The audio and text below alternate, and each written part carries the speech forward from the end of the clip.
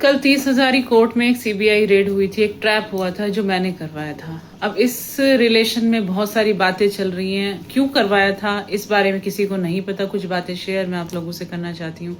कुछ दिनों पहले मुझे एक क्लाइंट मिला था। क्लाइंट क्या, बहुत ही एक गरीब आदमी था। गरीब मतलब इस हद तक का गरीब जिसके घर में खाने को भी कुछ ना हो, इस तरीके का। गाड़ियां धोने का वो काम करता था। उसके ऊपर एक मुकदमा दर्ज हुआ निहाल विहार पुलिस स्टेशन में। उसके रिगार्डिंग उसके घर वालों ने हमें अप्रोच किया कि उन्हें मतलब बेल करवानी है, उसकी जमानत करवानी है। जमानत के लिए हमने एक एप्लीकेशन लगाई जो कि कहाँ पे लिस्ट हुई, 30 हजारी कोर्ट में 178 नंबर रूम में सेशन कोर्ट। तो मैं अपने बारे में बता दूं, मेरा नाम निशा गौड़ है। मैं एडवोकेट हूं पेशे से, और मैंने उसकी एप्लीकेशन लगाई थी। धनुष राज जिसका नाम था। तो शुरुआत में एक नॉर्मल मतलब जो जैसे होता है, बेल लगी है, हम गए हैं। तो पहले दिन जैसे हम गए तो वहाँ पे जो रीडर थे जो अरेस्ट हुए हैं, संजीव सुदाना, उसने मुझे कहा कि आप ये विड्रॉ कर लो। तो मैंने कहा क्यों? तो उसने कहा कि ये अलाउ नहीं होगी। तो मैंने पूछा कि अच्छा ठीक है, आर्गुमेंट कुछ कुछ होगा, मतलब जैसा भी तो करेंगे उसको, जो भी करेंगे। बोले नहीं नहीं नहीं, तो डिसमिस हो जाएगी, मैं आपको बता रहा हूँ पहले ही। तो मुझे लगा ये कैसा आदमी है। तो मुझे लगा कोई बात नहीं, आप आर्गुमेंट करवाओ, होगी तो हो जाएगी, कोई बात नहीं है ऐसी। तो हमने मतलब आर्गुमेंट सच कुछ हुई नहीं, 2 बातें हुई और वो बेल डिसमिस हो गई। ठीक है, कोई बात नहीं, ऐसा हो जाता है, पहली बेल डिसमिस हो जाती है, कोई बात नहीं है। उसके बाद मेरी उस केस के आईओ से बात हुई। आईओ ने मुझे एक बहुत ही अजीब बात कही। उसने मुझे कहा वो आपसे कुछ चाहते हैं और आप उनको दे नहीं रहे हो, तो आपको बेल कैसे मिलेगी? मैंने कहा कौन? तो मैंने कहा कंप्लेनेंट कुछ चाहता है। तो उसने कहा नहीं, कंप्लेनेंट नहीं, माननीय कोर्ट आपसे कुछ चाहती है और आप दे नहीं रहे तो आपको बेल नहीं मिलेगी। मैंने कहा अच्छा, वो मतलब उनका कहना था वहाँ के कोर्ट स्टाफ से आप मिलो। तो मुझे कुछ चीज़ें समझ आने लगी कि कुछ ऐसा गलत वहाँ पे हो रहा है। तो मैं वहाँ के जो रीडर था संजीव सदाना, उससे मिली। वो बात सच थी। उसने मुझसे 30 हजार रुपये की डिमांड करी कि 30 हजार रुपये आपके लगेंगे, आपकी बेल हो जाएगी, और नहीं देंगे तो बेल नहीं होगी, भूल जाओ इसको कि बेल हो जाएगी।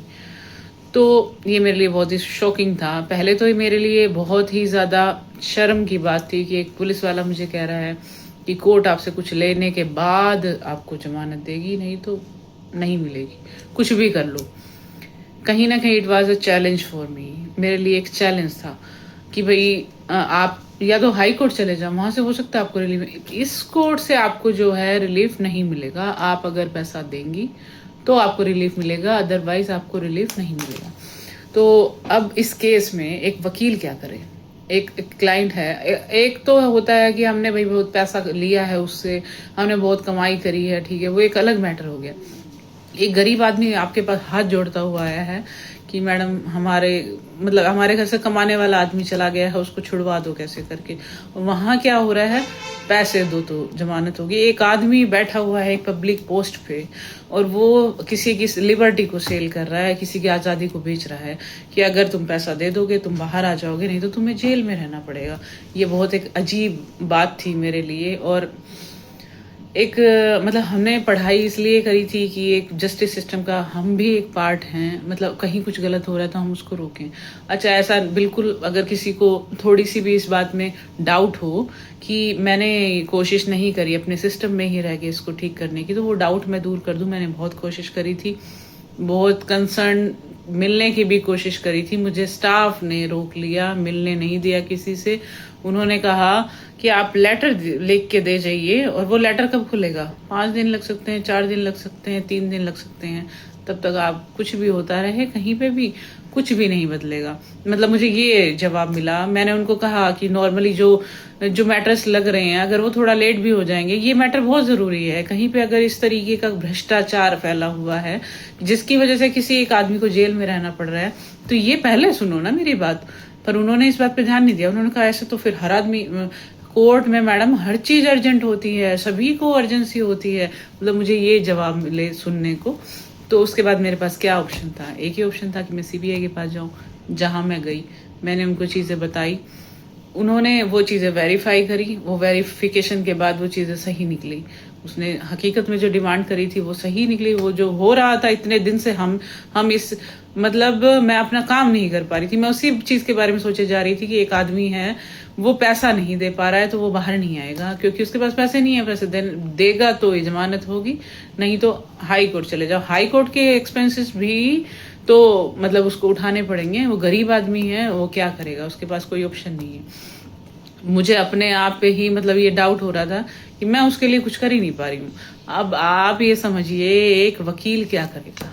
एक वकील का तो मुझे वो आदमी कहता है, संजीव सुदाना, आपको मैडम आर्ग्यूमेंट भी नहीं करने दूंगा, आपको आर्ग्यूमेंट करने की भी जरूरत नहीं, ऐसे ही ऑर्डर ले लो, आप पैसे दो, ऑर्डर लो। इस तरीके की बातें वो बोल रहा है। तो हम कहाँ हैं? एक वकील तो इस सिस्टम से हट ही गया है। अगर ये सब होता रहा तो वकील की तो कोई जरूरत ही नहीं रही ना। और दूसरी बात, पैसे वाला ही जिंदा है, फिर तो जिसके पास पैसा नहीं है वो तो मर ही जाएगा। तो उस सिस्टम को ठीक करने के लिए अगर मैं ये कदम उठाती हूँ, मुझे नहीं लगता कोई भी एक रैशनल जो भी इंसान होगा, जो अच्छी विचारधारा का होगा, अच्छी एक सोच रखता होगा, इस चीज को गलत बताएगा। जो गलत है, गंदगी है, हटाने का काम तो करना पड़ेगा ना। जो एक आदमी लायक ही नहीं है किसी पोस्ट पर रहने की। बाकी इंक्वायरी हो रही है, सारी चीजें सामने आएंगी, पर मैं अपना मोटिव, मेरा मोटिव, कोई ये मुझे कहेगा ये पागल है, इसको क्या ही जरूरत थी, इसने ऐसा क्यों किया, इसको क्या पड़ी हुई थी, तो मुझे ये पड़ी हुई थी। आप समझिए, हम भी कहीं कहीं ना कहीं एग्रीव्ड हो रहे थे उस चीज का। मैं मतलब हमने ये क्यों पहना, इसलिए तो पहना, हम भी इस जस्टिस का पार्ट हैं, लोगों को हम भी न्याय दिलाने का काम करते हैं। लेकिन अगर न्याय को बेचा जाएगा तो मैं उसका पार्ट नहीं बन सकती। मैं चाहती हूँ आप इस वीडियो को शेयर करें ताकि ये चीजें लोगों को समझ आए कि ये करने का कारण क्या था, ताकि किसी के दिमाग में कोई नेगेटिव बातें बची भी हुई हो ना, तो वो ठीक हो। हम वकील भी इसी सिस्टम का पार्ट हैं और हम भी इसी तरीके के काम करते रहेंगे। हम एक कसम खाते रहेंगे, एकजुट होकर इस तरीके का काम करेंगे, कहीं पे भी ऐसा ना हो।